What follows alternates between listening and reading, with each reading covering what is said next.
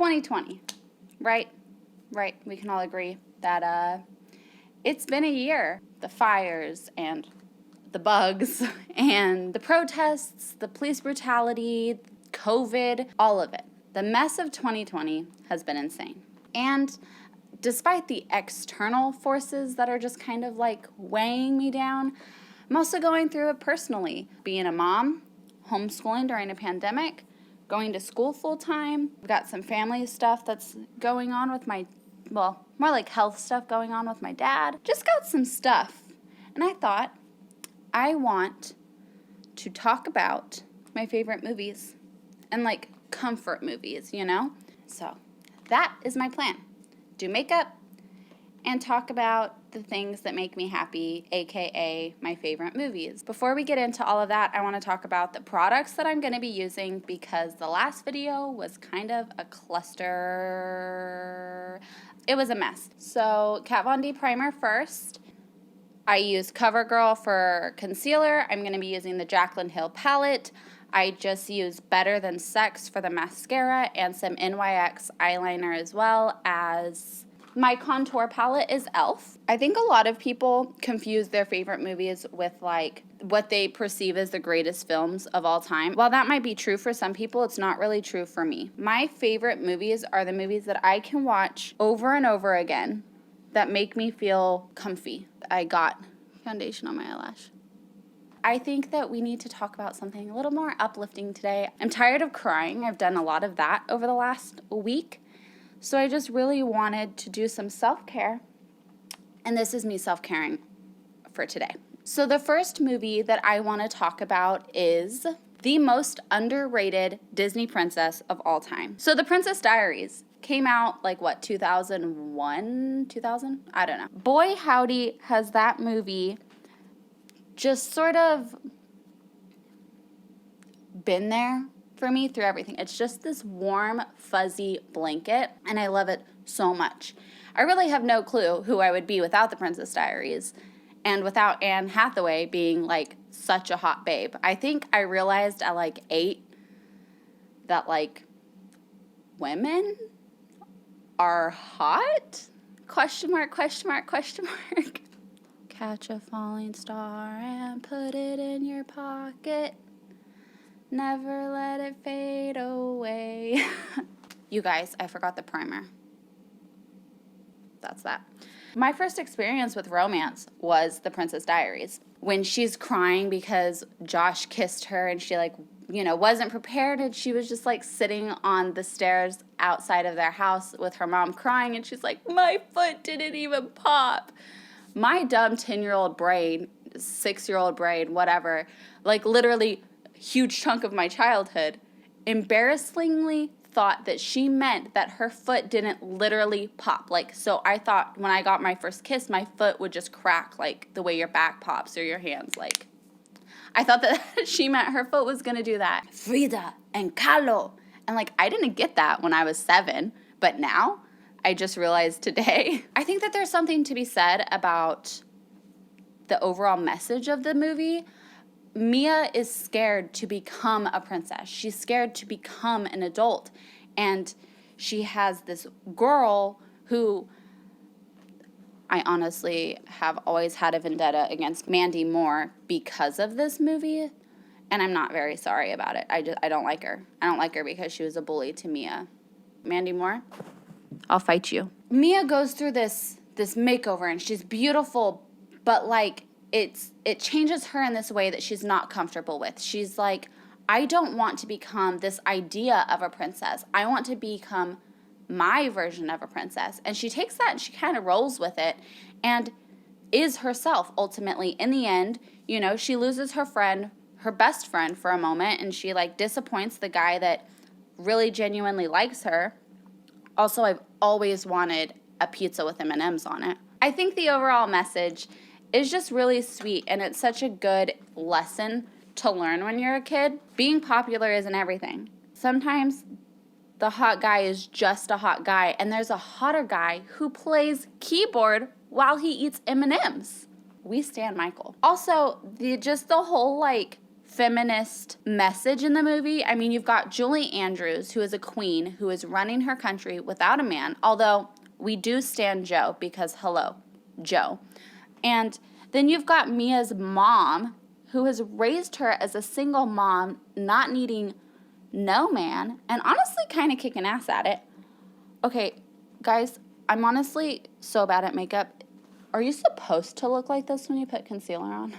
And then Mia. And Mia's like, hello, I'm surrounded by great, incredible, powerful women. I am not going to succumb to this idea of what I have to be as a princess. Like, that's not who I am, and it's not who I'm going to be. I was raised by a single mom. So watching The Princess Diaries and growing up, I always realized that, like, I really don't need a man to make my life successful. The Princess Diaries. It's like a big, warm, fuzzy blanket. It's such a cozy film. Another one of my childhood favorite movies is Remember the Titans. And this movie, it inspired me to become a teacher, which is what I plan to do. It was my first, I watched this movie when I was like 5 or 6 with my dad, and it was my first real exposure to the civil rights movement. I didn't really know or understand the concept at such a young age, and I feel like that movie really literally brought it to life for me to see, the segregation and how hateful people were and racism and stuff like that. It also sparked a lifelong crush that I will forever have on Denzel Washington because, hello, it's Denzel Washington. Yeah, it's another one of those movies that I can watch on a cozy, just to feel cozy, And I understand that Hollywood did what Hollywood does. A lot of it's not necessarily accurate to what truly happened. But, for a Disney football movie, it's okay. It's pretty good. So The Princess Diaries and Remember the Titans are sentimental to me for different reasons. Remember the Titans specifically, since we're talking, during a time in my life right now where my dad is very sick, it just reminded me always of my dad. My dad is a sports nerd. Like, he loves to watch sports. ESPN was always on. When I was at his house, it was like, and it always annoyed me. And now it's so nostalgic for me when I hear like the dun dun dun dun dun. Like, I don't know. You know what I mean? Remember the Titans has always been sort of emotional for me because I haven't had the best relationship with my dad my entire life, but that movie brings back so many really fond and good memories with him. So I kind of love it. So the next two movies actually, because I am going to talk about 4. The first one is Little Miss Sunshine. So I first saw Little Miss Sunshine when I was like 16 years old. It came out when I was like a kid, but I didn't actually watch it until I was like 16.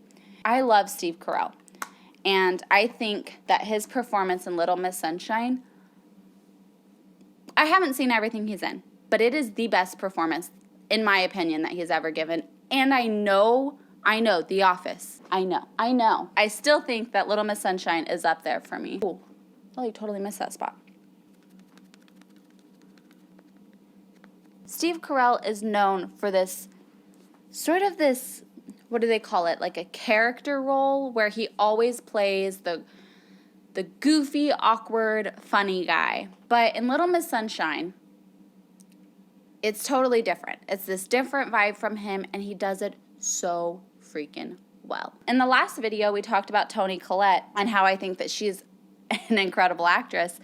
I didn't even know who Toni Collette was when I watched Little Miss Sunshine. She's incredible, obviously. We're not talking about the performances here and reviewing them in that regard, but I did just need to touch on the fact that Steve Carell is amazing. I hate that my face goes down whenever I do that. It's just this dysfunctional family that makes you feel like, oh, my family's not that bad, or hey, we're not the only crazy ones. And I think that it has some of the best scenes. The scene with Abigail and the grandpa, I cried.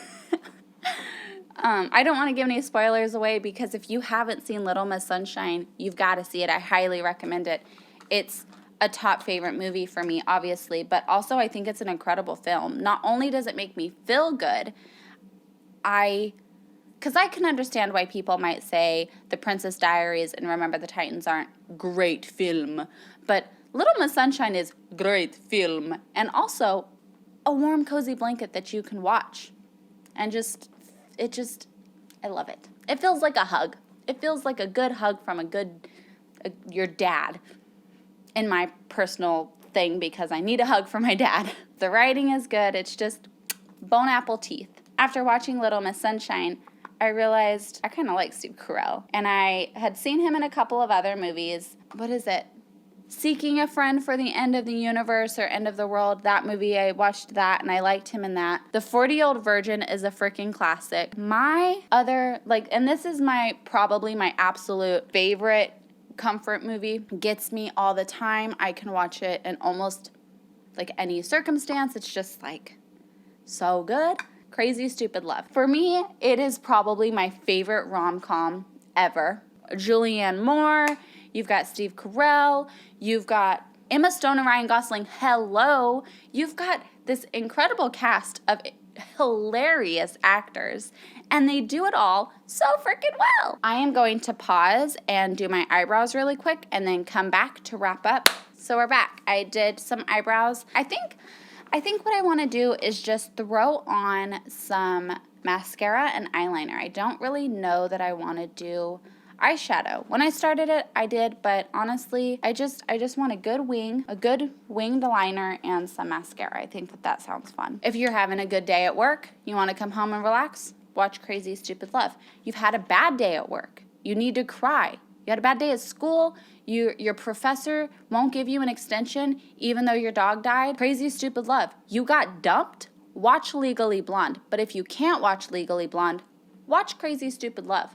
Literally, any day of the week, any bad or good mood that you're in, Crazy Stupid Love is it's the heroine of movies for me. It makes me feel warm and cozy and happy and just good. I think that's what heroin does. I wouldn't know because I've never done heroin and I don't condone doing drugs, but I like the movie. You've got Ryan Gosling being Ryan Gosling, aka kind of sexy. You've got love triangles that are so just silly, that don't make any sense, and that's what it is. It's just kind of silly. Marissa Tomei going kind of crazy, and it is just so funny. I gotta be true and honest with y'all. I generally don't like the stereotypical comedy movies. There are just some comedies that I feel just get a little weird at the end. And Crazy Stupid Love doesn't do that. I think it wraps up rather nicely in a very realistic way. And even given the situation that the movie goes, all the weird plot twists and the conflict, I think that it really wraps up really nice. And it just makes me feel good. It makes me feel almost the same way as a nice big bag of hot Cheetos makes me feel, which is good. We haven't really left the house, and life has been just absolutely chaotic because I don't have enough time in the day to sit down and watch 4 movies that make me feel good inside, and I probably couldn't really decide which one of the 4 that I would want to watch today. I do know that I wanted to at least share how I feel about my favorite movies and hopefully get you thinking about your favorite movies too, because, yeah. And again, my personal opinion is that your favorite movie doesn't have to be the most beautiful piece of cinema you've ever seen, because for me, there are a couple of movies that I feel that way about, and honestly, I'm totally fine possibly never watching ever again. Or at least not at the frequency that I could watch Crazy Stupid Love and The Princess Diaries and Little Miss Sunshine. So I'm going to do my eyeliner now, and it's kind of hard for me to talk, so I'm just going to throw this on. So we're done. This is the liner look. Yeah, I just kind of wanted to jump on and talk about the movies that make me feel good inside, because I just want to feel good today. Honestly, this last week has just been kind of rough, and just need to sit down and watch my favorite movie, and since I can't watch all 4, I just thought I would talk about them instead. And it was a good time. I tried to not make it as all over the place as the last one, so hopefully it comes out a little bit better. Again, if this is something that you're interested in, let me know. Like, subscribe. I will see you later.